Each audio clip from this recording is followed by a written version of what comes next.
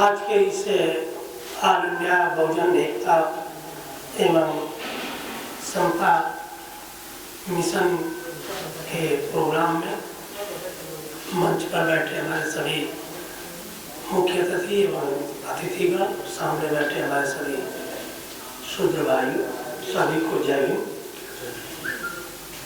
देखिए, गौतम साहब के प्रोग्राम में आज दूसरी बार मैं सम्मिलित हुआ हूँ। आज सबसे बड़ी खुशी की बात यह है कि गौतम साहब के इस संस्थान के जरिए जो है गाजियाबाद के डासना में 1.5 एकड़ जमीन में आज हमें लगता है पता चला है कि 2008 से ली गई है। 2014 में उन्होंने कुछ बिल्डिंग भी बना करके स्कूल चला रहे थे, लेकिन इतनी जगह देख करके और इसकी स्थिति देख करके तो पहली प्रतिक्रिया हमारी यही थी कि क्या बात था भाई, दिल्ली के क्या बहुजन नहीं है क्या, दिल्ली में कोई संपन्न दलित नहीं है क्या, हम दिल्ली में कोई गाजियाबाद एनसीआर में।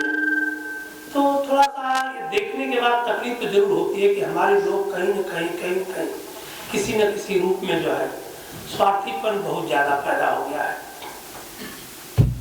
क्योंकि मैं देख रहा हूँ कि दिल्ली शहर बहुत विशाल और एनसीआर बहुत विशाल है। हमें लगता है लाखों लोग होंगे जो इतने संपन्न हैं कि अगर वो सिर्फ 1000-2000 रुपया अगर दे दे तो ये बहुत आलिशान यहाँ सांस्कृतिक, सामाजिक, आर्थिक केंद्र और साथ साथ एक इनका सपना है बहुजन मीडिया बनाने का, तो बड़े आराम से यहाँ पर सेंट्रल प्लेस पे चला जा सकता है। लेकिन पता नहीं, कभी कभी मुझे इसका देख करके, मैं भी सामाजिक संस्था में काम कर रहा हूँ, मैं भी झेल रहा हूँ, देख रहा हूँ लोगों में बहुत बड़ी एक तरह से सत्य तो स्वार्थपन बहुत ज्यादा आ गया है।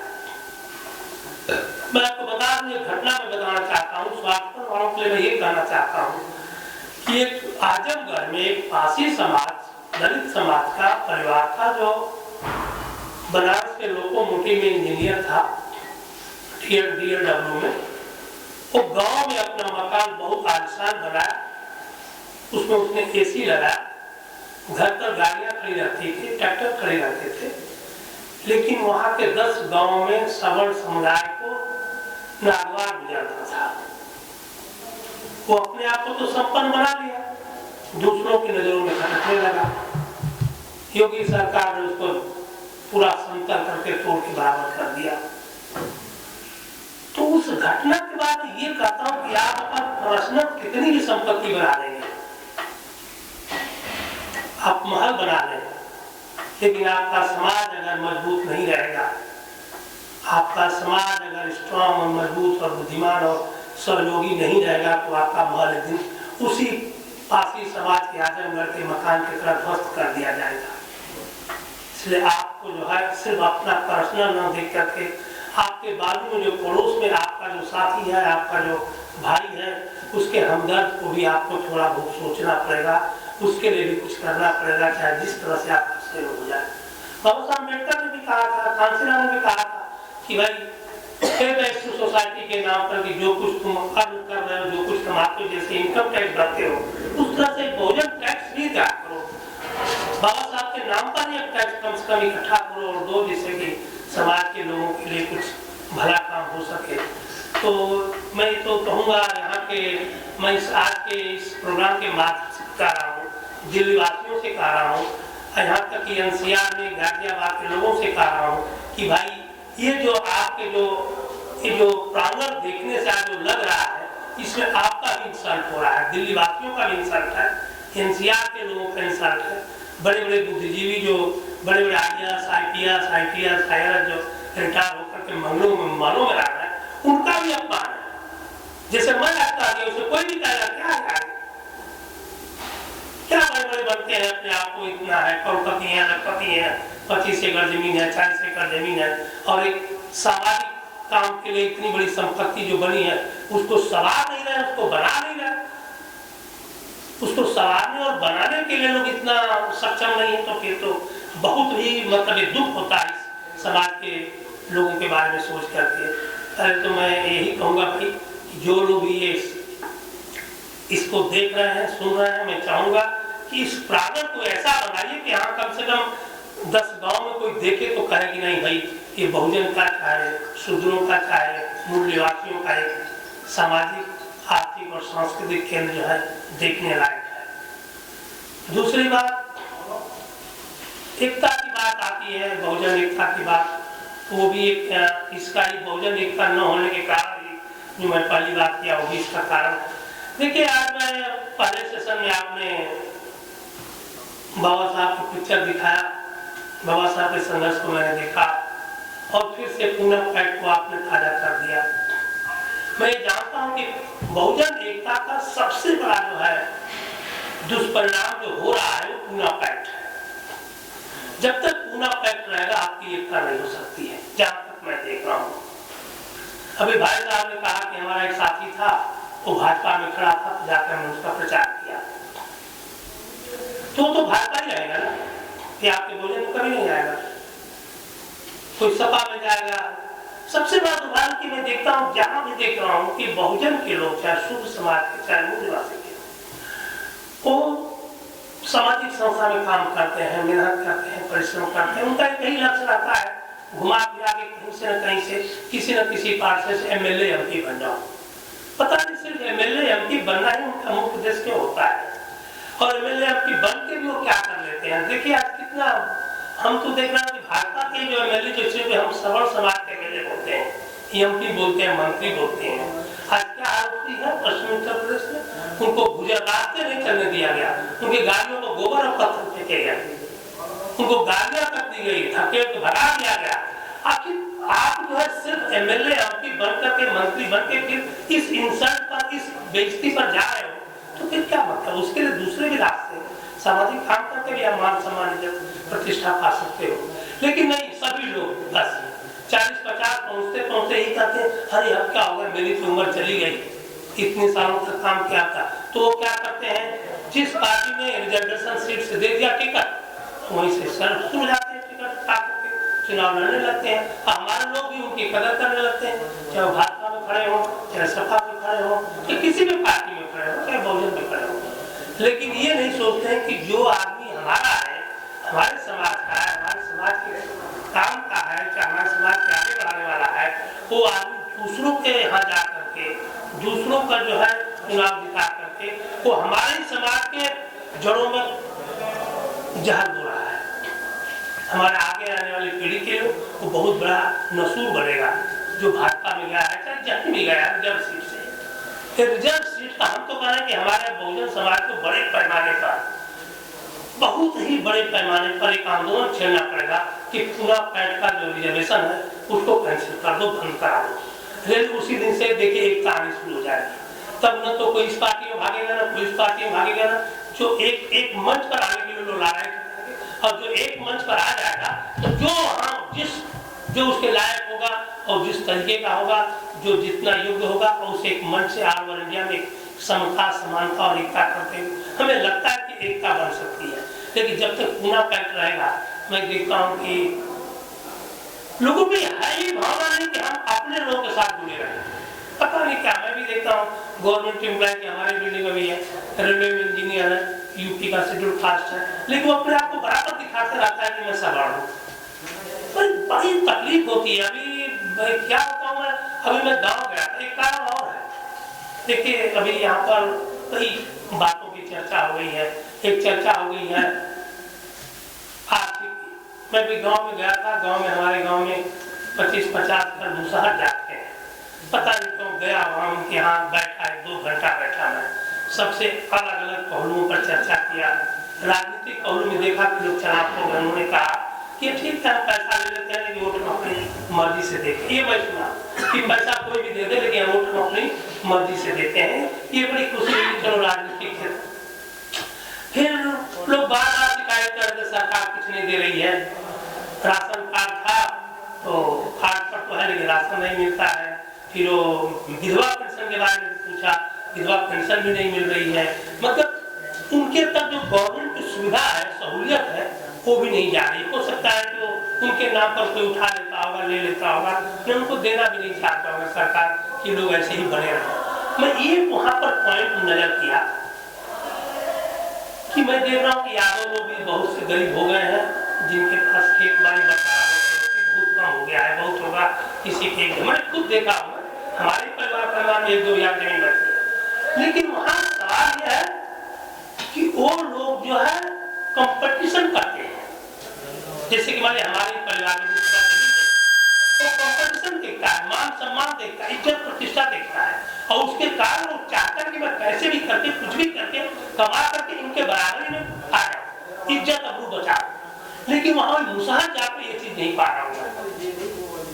उन्हें सबसे बड़ा कंपटीशन की चीज है ही नहीं, किसी से कंपटीशन नहीं करते हैं, मान सम्मान नहीं है, इज्जत प्रतिष्ठा नहीं है, और जिस आगा वही गिर रही हो, उनको प्रतिष्ठा भी नहीं है, मान सम्मान की भी ख्याल नहीं है, इज्जत अबरू का भी ख्याल नहीं है। अगर मजदूरी मिल गई तो खा लिए, नहीं मिली तो पड़ेगा। मतलब वहां पर हम लोगों के बहुजन समाज में हम देख रहा हूँ कि कमी है। कभी कभी तो मुझे इतना दर्द हुआ, मैं हमारे साथी जो गए थे उनसे बोला यहाँ क्रिश्चियन मिशनरी ला दो, सबसे बेहतर होगा। जिस दिन बेचारे आ जाएंगे ना, इनकी जीवन लीला बदल जाएगी। क्योंकि बहुत ही मतलब ये जिस तरीके से बच्चे जो है जाड़ों के दिनों में कपड़े नहीं है, मालूम कोई भी 5 के ऊपर नहीं है, स्कूल है सरकारी 5 तक है, 5 तक पढ़ करके छोड़ देते हैं, 7वीं 8वीं 9वीं में तो जा ही नहीं पाते बच्चे। तो ये स्थिति जो है हमारे बहुजन समाज की, मैं ये अनुभव कर रहा हूँ कि एक तो अपने लोगों में मान सम्मान प्रतिष्ठा इज्जत की भी बात बढ़ानी पड़ेगी। शहरों में हो गई है, इसलिए शहरों में लोग कंपटीशन करके आगे निकल रहे हैं, लेकिन गांव देहात में जो स्थिति है, चाहे वो चमार की हो, चाहे मुसहर की हो, चाहे लोगों की हो, इन जातियों में भी मान सम्मान इज्जत प्रतिष्ठा की कोई वैल्यू नहीं रह गई है, और उनमें कंपटीशन नहीं है। जैसे कि यादव में, कुर्मी में, कोयली में, पासी में, तेली में, इन लोगों में भी जमीनें नहीं है। मैं देखा बहुतों के पास जमीन नहीं है, लेकिन हर आदमी संपन्न तक है। और शहरों की तरफ पूछ करते हैं, हमने उनको ही बोला तुम लोग यहाँ क्यों रहते हो, निकलो वहां जाओ शहरों में, रोड पर काम मिल रहा है वहां करो, रोड पर काम मिल जाएगा, तुम बिल्डिंग में जाओ वहां काम मिल जाएगा। तब तुम गांव में रुके हुए, गांव में बस 2 महीना आपके आधानी में आपको काम मिल गया, 2 महीना खेती में काम मिल गया, 1 महीना, इसके बाद फिर तो काम ही नहीं है वहां गाँव में। चाहे 2 महीना 3 महीना मनरेगा का भी काम करना पड़ा है। अब वो 2 महीना 1 महीना काम करके पूरे साल भर बैठे हुए हैं, सरकार से इनको यहाँ तक कि तो सरकार अनाज दे रही है ना, वो 6 किलो, सब उन लोगों को वो भी नहीं मिलता है, वो भी नहीं देते, वो भी खा जाते होंगे। तो हमारे लोगों को भी प्रतिशत की बहुत बड़ी कमी है। जैसे कि क्रिश्चियन मिशनरी है, ऐसे गरीबों के पास जाती है, बड़े पैमाने पर हेल्प करती है, समझाती है, बताती है, जाती। तो हम लोगों में भी जो है ये बहुत कमी है। जहाँ जो जिस तरीके से है, उनके पास कोई जाता है, हमें तो लगता है उनके पास जाता भी नहीं होगा, कोई आज तक गया भी नहीं होगा कुछ करने के लिए, बताने के लिए कि भाई तुम्हारी जिंदगी सुधार कैसे होगा। वो बार बार सरकार, हमारा सरकार तुम्हें कुछ नहीं देगी, तुम्हारे 2 हाथ पैर मजबूत है, तुम्हारे हाथ पैर शरीर इतने मजबूत है कि एक यादव से 10 गुना है, ब्राह्मण से 10 गुना ताकत है, क्षत्रिय से 10 गुना ताकत है।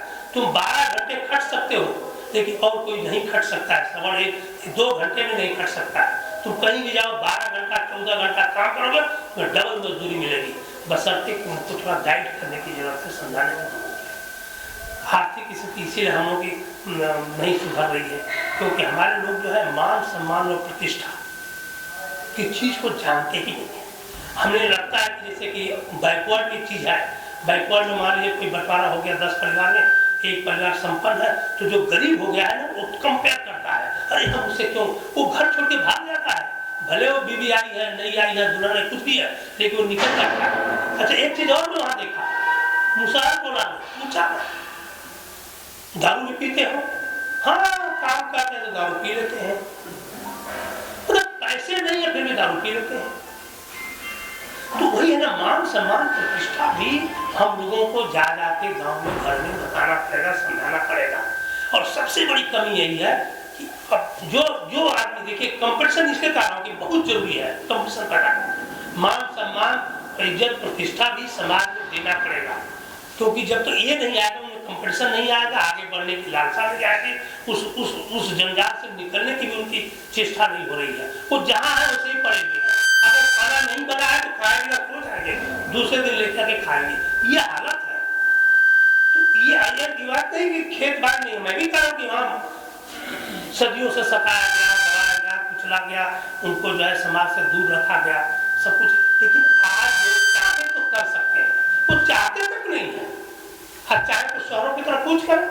हम तो देख रहे हैं कि काम नहीं है, बहुत लोग ढूंढते हैं, कोई भी काम करे, कोई भी मजदूरी करे, कारपेंटरी में सीखे काम, बिल्डिंग लाइन में जाए, रोड लाइन में जाए, बहुत से लोग ढूंढ रहे हैं, काम नहीं मिल रहा है, लेकिन वहाँ पड़े हुए हैं।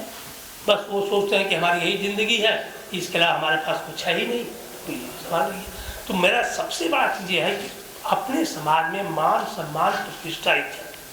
जब तक आप पैदा नहीं करोगे, कंपटीशन की भावना पैदा नहीं करोगे, कंपटीशन है ना कि वो आगे कैसे बढ़ गया, वो अगर मान सम्मान से है तो मुझे भी मान सम्मान से रहने का हक है, ये जब तक पैदा नहीं होगी बहुजन समाज आगे नहीं बढ़ेगा। ये बहुत जरूरी है। देखिए हम इसी विकल्प से इसी चीज़ को देख करके मैं थोड़ा सा एक पॉइंट बता देना चाहता हूँ, खैर उसका तो यहाँ पर सब्जेक्ट नहीं है। मैं इसीलिए जो है एक मिशन की बात कर रहा हूँ, मैं मिशन चला रहा हूँ पिछले 6 साल से, गर्भ से को हम शूद्र हैं।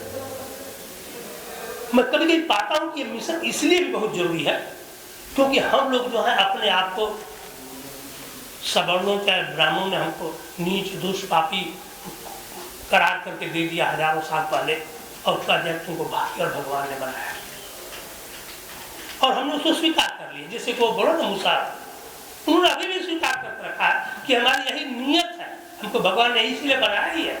क्यों बनाया? आज हमें सवाल पूछना है ब्राह्मण से कि चलो भाई तुम बताओ, तुम कुछ कैसे, मैं नीच कैसे हूँ, कुछ तो कारण बताओ। और नहीं ये चीज़ हम अभी देखिए, मैं खुद वामसे पे काम किया लेकिन कभी इस पर अटैक नहीं करता था, लेकिन जब से मैं शुद्ध मिशन चला रहा हूँ एक जबरदस्त अटैक कर रहा हूँ। क्योंकि जब तक हम आमने सामने हमारी जो दुर्दशा का कारण है, जो दुर्दशा जिसने हमको किया है, जिस कारण से किया है, जो बुनियाद है, उस पर जब तक हम अटैक नहीं करेंगे तब तक हमारे में परिवर्तन नहीं आएगा। 70 साल हो गया, मैं देख रहा हूँ खाली शहरों में परिवर्तन है, गाँव जो जैसा है वैसे ही पड़ा हुआ है। खाली रिजर्वेशन का फायदा सिर्फ शहरों में मिल रहा है। हमारे गांव में एक भी आदमी को नौकरी नहीं मिली रिजर्वेशन से, समाज कमेटी को नहीं मिली है, तो हम कैसे कहें कि और दूसरे गांव में? खाली शहरों में मिल रहा है। शहरों में जिनको मिल रहा है, बाप दादा कमा रहा है, उसके बेटे बेटी लेते जा रहे हैं। कभी कभी ये भी तकलीफ होती है। तो मेरा ये कहना है कि देखिए सबसे बड़ा चीज ये है कि जो धर्म चाहे जो व्यवस्था, जैसे हिंदू धर्म की व्यवस्था की बात कर रहे हैं, अगर वो हमको कहता है कि तुम सदियों से नीच रहे हो, आज भी हो, ब्राह्मण से नीच हो और कल भी बने रहोगे, चाहे तुम IAS बन जाओ, IPS बन जाओ, डॉक्टर, तुम ऐसे व्यवस्था को लात मारो, ऐसे धर्म को ही लात मारने की बात कहो सबसे खुल के कहो, छिपा के मत कहो कि इस धर्म को लात मारो क्योंकि यह धर्म तुमको नीच करता है। लेकिन कहता ही नहीं कोई। सबसे बड़ा सवाल कि हम लोग खुल के कहते भी नहीं। हम ब्राह्मण के सामने कहो कि तुम्हारे धर्म को मैं लात मारता हूँ, तो उसको जब मिर्ची लग जाएगी, सर तुम्हारा धर्म के नीच करता है। हमको एकदम बार बार कहना है कि हम इस धर्म को लात मारते हैं। ओपनली स्टेज से कहो, मीटिंग से कहो, जहाँ जाओ वहाँ बोलो, अगर उनके समाज में जाओ वहाँ भी जाके बोलो कि हमको ये समाज जो है, ये धर्म जो है हमको नीच अछूत पापी मानता है, इसलिए धर्म को मैं लात मारता हूँ। कहते इसके बाद बातों को नहीं मानूंगा, किसी भी ब्राह्मण के कई भी बातों को कभी भी स्वीकार नहीं करूंगा। दूसरी एक पॉइंट और बता देना चाहता हूँ, जिस भगवान को शूद्र के छूने से जो भगवान अशुद्ध हो जाता है, अपवित्र हो जाता है, उस भगवान को हमारे बेसन भी है, उस भगवान को अपने घर में लाकर रखना है। जिस भगवान को हमारे छूने से जो भगवान अपवित्र होता था, जिस भगवान को दर्शन हमको करने का अलाउ नहीं था, शूद्र को अलाउ नहीं था, आज हम इतने पागल बेवकूफ और अंधभक्त बने हैं कि उस भगवान को अपने घर में लाकर रख रहे हैं। अरे ऐसे भगवान को भी लात मारो जो तुम्हारे छूने से अपवित्र होता था। और अपने आप में मैं एक चीज और बता दूं कि गर्व की बात यह है, देखिए मुझे तो ये भी है कि अब वही जो मुसाहर जिसकी बात कर रहा हूं, अगर वो क्रिश्चियन बने तो कोई उनको अछूत नहीं कहता। हमारे बम्बई शहर में जितने क्रिश्चियन हैं सब ये डोम मुसाहर ही है, काले काले मोटे मोटे तगड़े तगड़े, कोई उनको कहता, कोई नहीं कह सकता उनको। तो कभी कभी मुझे लगता है कि नहीं भाई, इस धर्म से, जिस धर्म में हमको नीच कहा, यही मेन कारण है हमारी आर्थिक का और सामाजिक का। और क्योंकि आप जिस दिन कह दोगे कि हम ब्राह्मण से उच्च हैं और हम किसी तरह से नीच नहीं है, हिंदू धर्म में हम नीच नहीं है, उच्च है, उस दिन हिंदू धर्म की आत्मा मर जाएगी। क्योंकि हिंदू धर्म की आत्मा जो है ना, हिंदू धर्म का जो हर्ट है ना, वो ऊंच नीच छुआछूत भेदभाव पर ही आधारित है। जिस दिन वो निकल जाएगा ना, हिंदू धर्म को हम लोग पार के चले हैं। हम देखते हो बौद्ध भी बन जाओगे और कहोगे कि हम नीचे तो हिंदू धर्म की आप आस्था को पार रहे हो। हिंदू धर्म की आत्मा और उसकी आस्था जो है वो ऊंच नीच छुआछूत भेदभाव पर है। अब उसको लात मारना ही है, उसको तिरस्कार करना ही हमारे समाज में हमको कहना कि अब सभी को मिलकर बड़े पैमाने पर युद्ध स्तर पर हर घर से ये आवाज उठानी पड़ेगी। और ये बहुत छोटा काम है, इसके लिए कोई बहुत बड़ी मीटिंग नहीं का। हमने आपको कहा आप दूसरों से को माउथ टू माउथ कन्विंसिंग करते जाओ कि आज से बोलो भाई हम हिंदू धर्म को लात मारता हूँ क्योंकि ये धर्म हमें नीच करता है। भले आप धर्म दूसरा अपनाओ क्या मत करो, पर लात मारने की तो बात करो। हम बिना धर्म के भी आज 40 साल से हूँ, कोई धर्म नहीं मानता हूँ, जिंदा कहूँ नहीं हूँ, अच्छे ढंग से भगवानों को लात मारता हूँ। नकली जितने भगवान दुनिया भर के पाखंड, अरे जो भगवान हमारे छूने सभी उस भगवान को हम क्यों घर में ला कर रखें? आपके सामने हूँ 71 साल पूरा हो गया है, 72 ड्यूटी किया हूँ, भगवानों को लती आता हूँ, धर्म को लती आता हूँ, क्या बिगड़ा है मेरा? आज मान सम्मान इज्जत प्रतिष्ठा हेल्थ वगैरह सब ठीक ठाक है। तो आप भी कहो देखो ये सब तुम्हारे दुर्दशा का कारण है। देवी देवता भगवान ऊंच नीच ब्राह्मण का ऊंच मानते हैं, ये अपराध है। हम तो यहाँ तक कहते हैं कि जो भी इंसान, चाहे आप भी अपने को आप जात से उच्च मानते हो और दूसरों को नीच मानते हो तो आप अपराधी प्रवृत्ति के हो, आप इंसान हो ही नहीं, इंसानियत आपके अंदर है ही नहीं। ये चीज़ों को हम लोग को हर जगह उठाना पड़ेगा। देखिए परिवर्तन आते देर नहीं लगेगी। हमारा सामाजिक परिवर्तन क्यों ही बढ़ेगा ना, राजनीतिक परिवर्तन अपने आप आ जाएगा, क्योंकि हम लोग सामाजिक परिवर्तन के लिए समाज के लिए काम नहीं कर रहे हैं। आपको एक और उदाहरण देता हूँ, आरएसएस चाहे भाजपा के साथ काम करने वाले सैकड़ों हजारों ऑर्गेनाइजेशन सामाजिक संस्थाएं और एक ही पॉलिटिकल पार्टी है। देखिए हम लोग के यहाँ हजारों पॉलिटिकल पार्टी बन गई है, सामाजिक संस्था एक भी नहीं है। अगर कोई है तो बताइए। यही कारण है कि हम लोग आज भी 70 साल के बाद भी हम पिछड़े जा रहे हैं, पिछड़े हम तो करेंगे और हम पिछड़ते जा रहे हैं। कुछ लोगों की प्रगति हो गई होगी, मैं मानता हूँ, कुछ लोग संपन्न हो गए हैं, कार है, बंगला है, सब चीज हो गया है, नौकर है, चाकर है, लेकिन आम जो पब्लिक है, आम जो जनता है गांव गिराव में, वो आज भी वही हालत है, बल्कि हम तो कहें उससे बुरी हालत है। मैं 40 साल पहले जो मुसहर को देखा था, आज वही स्थिति में है, उससे कोई परिवर्तन नहीं है। वही घास फूस की मड़ई है, वही कपड़े हैं, न कुछ है, कैसे भी करके उसको खाते हैं, पीते हैं, कैसे रहते हैं, बड़ा दर्द होता है जाने के बाद। इसलिए मैं बहुत ज़्यादा बोल दिया। एक चीज़ है कि आप लोग अब संकोच और डर मत करिए, हर जगह हर चीज़ से सवाल पूछिए और कहिए कि हम ब्राह्मण से उच्च हैं, ब्राह्मण परजीवी है, हम श्रमजीवी हैं, हमने ब्राह्मण का पेट पाला है, इसलिए पालने वाला महान होता है, जो आदमी आश्रित होता है वो महान नहीं होता है। इसलिए हमें गर्व है कि हम शूद्र हैं और हमें एकदम गर्व है और सबको करना भी चाहिए। मैं यही कह के सभी से विदा लेता हूँ।